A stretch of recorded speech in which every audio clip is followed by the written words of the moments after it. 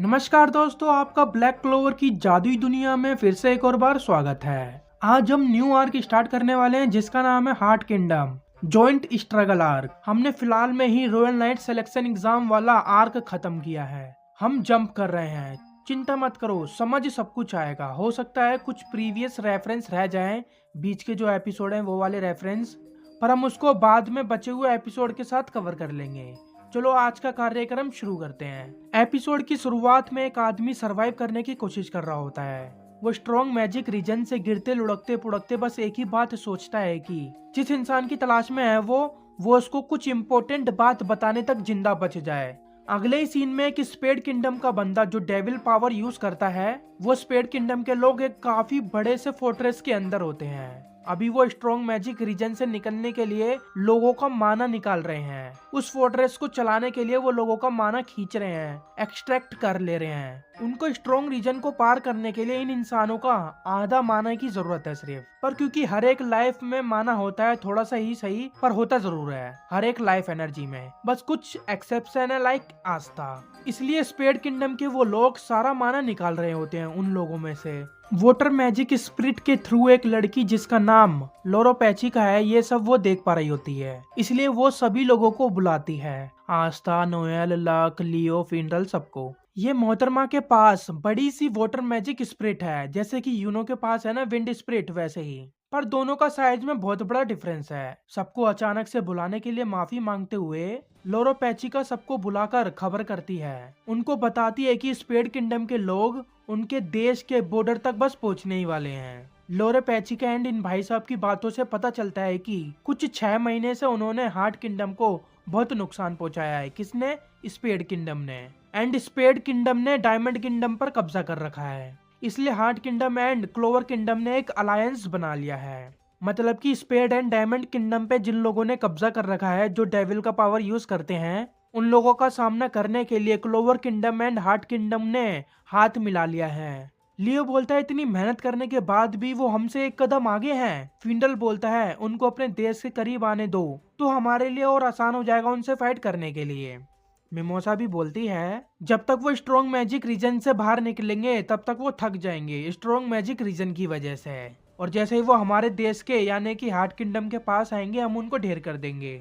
लोरोपैचिका बताती है कि वो किसी तरह के ट्रैवल फोर्ट्रेस में आ रहे हैं, इसलिए वो थकेंगे नहीं। वो कई सारे मासूम लोगों को कैद कर पावर सोर्स की तरह यूज कर रहे हैं उस फोर्ट्रेस को चलाने के लिए। उनका माना एक्सट्रैक्ट किया जा रहा है और वो मर रहे हैं, लोगों की जान जा रही है। ये बात सुनते ही आस्था वहां से फुर्ती में निकल जाता है। मिमोसा बोलती है अब हम क्या करें, कि हम आस्था का पीछा कर उसको वापस लेकर आए। लोरोपैचिका ऐसा करने से मना कर देती है। उसके पास एक प्लान है, प्लस उसको आस्था पे भरोसा है। अब आस्था पहले से काफी स्ट्रोंग हो गया है, उसने काफी महीने ट्रेनिंग किया हार्ट किंगडम में। आस्था तेजी में उड़ते हुए उस स्ट्रॉन्ग मैजिक रीजन की ओर निकल पड़ता है। चलो अब हम भी उस स्ट्रॉन्ग मैजिक रीजन वाले सीन पे चलते हैं। उस फोर्ट्रेस में वो स्पेड किंगडम के लोग मासूम लोगों को एक एक कर उनका माना एक्सट्रैक्ट कर रहे होते हैं उस फोर्ट्रेस को चलाने के लिए, और वो उन इंसानों का माना निकालते रहते हैं जब तक कि वो मर ना जाएं। एक लड़की उनसे रिक्वेस्ट करती है कि उसकी छोटी बहन का माना वीक हो रहा है, उसको छोड़ दें। वैसे ही वो थकी हुई है, उसका माना कमजोर हो रखा है। तो वो लोग बोलते हैं तुमको तो खुश होना चाहिए, तुम्हारा माना किसी काम तो आ रहा है, कम से कम तुम एक मैजिक अटैक तो कर नहीं सकती, इसलिए तुम्हारे लिए यही सही होगा तुम अपनी जान देकर इस फोर्ट्रेस को चलाकर हमारा काम आसान कर दो। वो लोग उन मासूम लोगों को धमकी भी देते हैं, तुम चुपचाप वही करो जो हम बोलते हैं अगर तुम मरना नहीं चाहते तो। वो लोग उस लड़की के कपड़े फाड़कर बोलते हैं क्यों ना तुम ही अगली बार अंदर जाओ। तभी आस्था की एंट्री होती है, गिरते लुढ़कते पुढ़कते। स्ट्रॉन्ग रीजन मैजिक की वजह से उसका बैलेंस डगमगा जाता है। वो स्पेड किंगडम के लोग आस्था का रोब देखकर पहचान जाते हैं कि वो क्लोवर किंगडम का मैजिक नाइट है। एज यूजुअल हर कोई आस्था को कमजोर बताता है, क्योंकि आस्था के अंदर से वो बिल्कुल भी माना सेंस नहीं कर पाते। कर भी कैसे पाएंगे, आस्था के अंदर तो माना है ही नहीं। पर आस्था उनको दिखा देता है कि कमजोर कौन है। आस्था सभी बंदी बने हुए लोगों को अपना परिचय देते हुए बोलता है, बंदी बने हुए मीन्स जिनको कैद कर रखा है। मैं तुम सब लोगों को बचा लूंगा, मेरे से डरने की जरूरत नहीं है। मैं क्लोवर किंगडम का मैजिक नाइट हूँ, ब्लैक बुल स्क्वाड से। एंड उनमें से एक लड़की बताती है कि उनको सिर्फ इसलिए जिंदा रखा गया है क्योंकि उनका माना एक्सट्रैक्ट कर कर उस फोर्ट्रेस को चलाया जा रहा है। अगर उनको आजाद भी कर दिया जाए तब भी वो उस स्ट्रॉन्ग मैजिक रीजन से बाहर नहीं निकल पाएंगे, क्योंकि उनका मैजिक इतना स्ट्रॉन्ग नहीं है। वो लोग कभी जंग करना ही नहीं चाहते, उन लोगों को वार पसंद नहीं। तब भी उन लोगों को जबरदस्ती पकड़कर ये सब करवाया जा रहा है। जो लोग उनका विरोध करते हैं उनको मार दिया जाता है। वो लड़की ये भी बताती है कि उस फोर्ट्रेस के बॉस के पास एक बिजार सी पावर है। और थोड़ा डिटेल में बताऊं तो डेविल का पावर यूज करता है वो इंसान। आस्था कहता है मैं सबको ढेर कर दूंगा, तुम चिंता मत करो।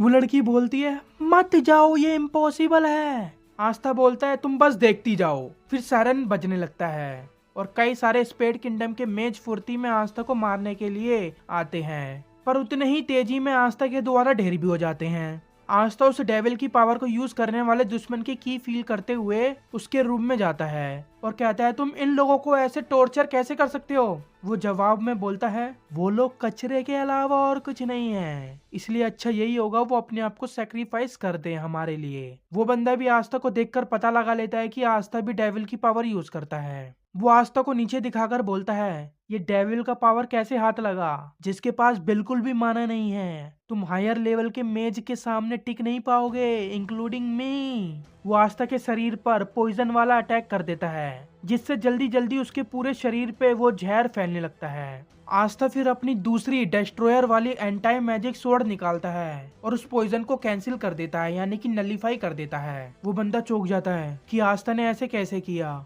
इस जैसे एक नाली का कीड़ा इतना ताकतवर कैसे हो सकता है। आस्था बोलता है तुम अपने नागरिकों को मार रहे हो ताकि तुम अपने देश की मदद कर सको। अगर तुमको इतनी बैडली तरीके से फाइट करनी है तो मैं तुमको मजा चखाता हूँ। आस्था अपने एक ही अटैक से उसको ढेर कर देता है और उसको घसीट के सबके सामने ले जाके सबको यकीन दिलाता है कि वो सब लोग अब सेफ हैं। नोएल अपने मैजिक आर्मर में उड़ते हुए आस्था के पास जा रही होती है, साथ में एक वाटर बबल बना के फिंडल एंड मिमोसा को भी लेके जाती है। ट्रांसपोर्ट स्पेल को कास्ट करना while going through a strong magic region ये थोड़ा डिफिकल्ट काम होता है, इसलिए मिमोसा नोएल को धन्यवाद बोलते हुए उसको पेट्रोनाइज करने लगती है। नोएल बोलती है मैं रॉयल्टी हूँ, you know I am royalty.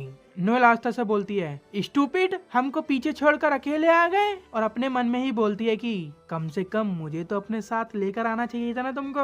फिंडल बोलता है नोएल एंड मिमोसा के साथ मैं अकेला था, ये एक्साइटमेंट मुझे मारने ही वाली थी। फिर बोलता है वेट, मैं एक्साइटेड नहीं था, लेडी फिनेस ही एक वुमेन है जिसके बारे में मैं सोच सकता हूँ। फिर फिंडल एक लड़की को देखकर बोलने लगता है मिस, देखने से लग रहा है कि आप बहुत स्ट्रेस में हैं, मुझे तुमको कंफर्ट करने दो, यानी कि तुम्हारा स्ट्रेस दूर करने दो। छोटी बच्ची बोलती है ये भैया तो बहुत अजीब हैं। आस्था बोलता है तुमने भी अपने आप को बहुत इम्प्रूव कर लिया है, I am so proud of you Findal. Noel बोलती है तुमको इस लूजर पे किस बात का प्राउड है बे? मुझे तो अभी तक यकीन नहीं होता है कि एक वुमेन ने फिंडल से उससे शादी करने के लिए बोला है। कहीं तुमने ये सब इमेजिन तो नहीं कर लिया था ना फिंडल? फिंडल बोलता है नहीं, ये सच है। मिमोसा उन सब लोगों का माना रिकवर तो नहीं कर सकती, पर उनका स्टेमिना जरूर हील कर सकती है। आस्था मिमोसा की तारीफ करते हुए बोलता है तुम्हारा हीलिंग मैजिक का पावर भी बूस्ट हो गया है, नाइस मिमोसा। मिमोसा के हील करने के बाद भी वो लोग बोलते हैं हमको तुमने आजाद तो कर दिया, पर हम जाएं किधर, हमारा घर पर तो इन लोगों ने कब्जा कर रखा है। जब नोएल थोड़ी और डिटेल में उनसे पूछती है तो वो लोग बताते हैं कि आर्मी ने उन पर हमला कर दिया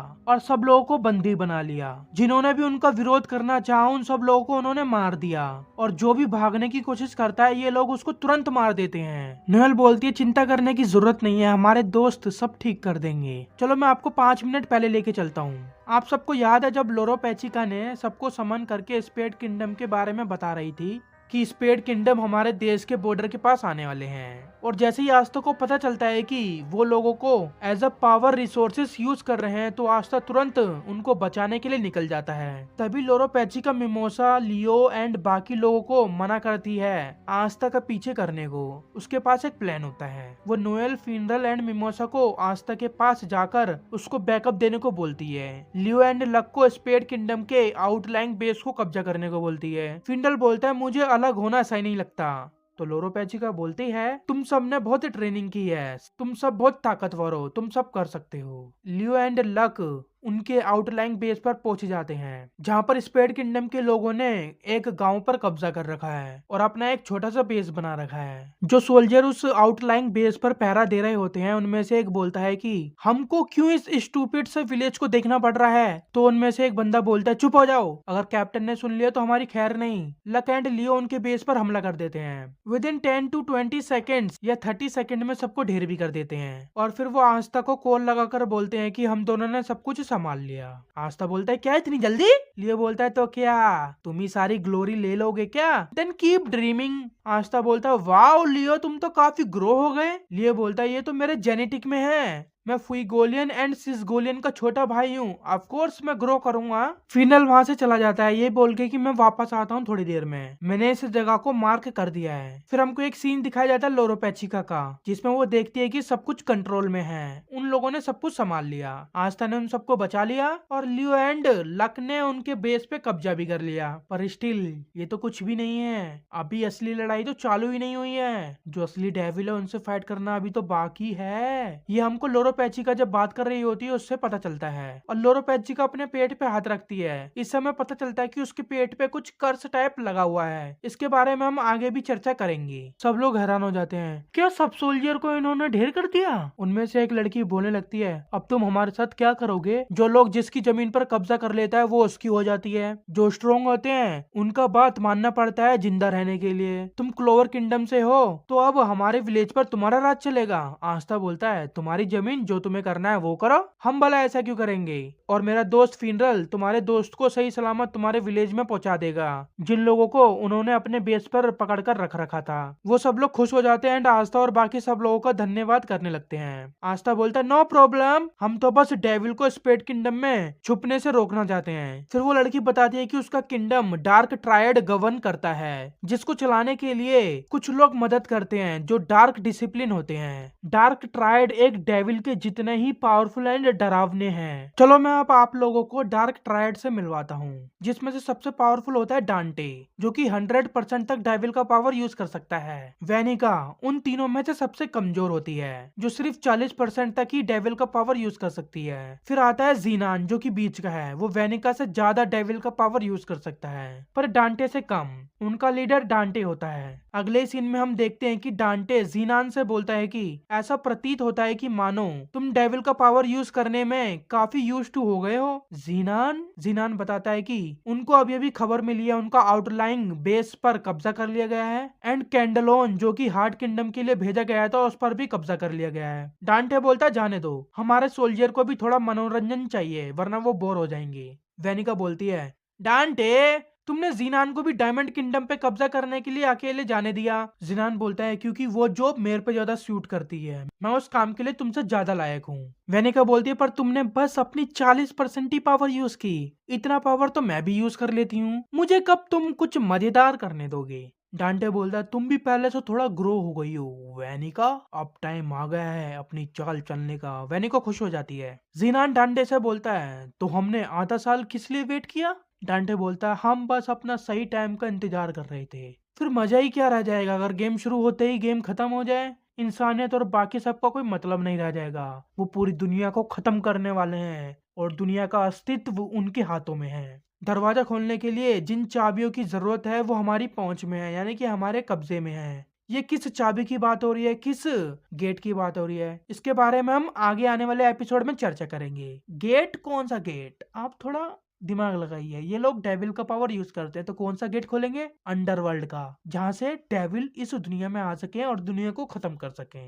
एपिसोड के एंड में आस्था सिस्टर लिली को एक लेटर लिखता है कि वो दूसरे देश में भी बहुत मेहनत कर रहा है एंड एक बहुत बड़ा वॉर शुरू होने वाला है। तभी काले बादल छा जाते हैं, बिजली कड़कने लगती है और बारिश शुरू होने वाली है। याद है जब हमने एपिसोड स्टार्ट किया था एक आदमी एक स्ट्रॉन्ग मैजिक रीजन से बाहर निकलने की कोशिश कर रहा था, वो सिस्टर लिली के चर्च के बाहर आके गिरता है और सिस्टर लिली उसको देख लेती है और इसी के साथ ये एपिसोड यही समाप्त हो जाता है। हमने काफी सारे एपिसोड को जंप कर दिया है, एक नए आर्क की तरफ गए हैं हम, जिससे जो लोग वीडियोस देख रहे हैं उनमें भी थोड़ा एक्साइटमेंट आए वीडियोस के प्रति। चिंता मत करो, आपको सब कुछ समझ आएगा और बिल्कुल भी चिंता मत करो, जितने एपिसोड पहले के हैं वो सब मैं एक्सप्लेन करूंगा, उतना तो मैं दावा दे रहा हूँ आपको, चाहे 2 साल लगे चाहे 10 साल, एक्सप्लेन जरूर करूंगा। इसकी गारंटी नहीं दे सकता कि कब तक, 10 साल भी लग सकते हैं, 20 साल भी। मैं बूढ़ा भी हो सकता हूँ और आपके बच्चे भी हो सकते हैं। तब तक ये वीडियोस चलती रहेंगी, यानी कि ये सीरीज चलती रहेगी।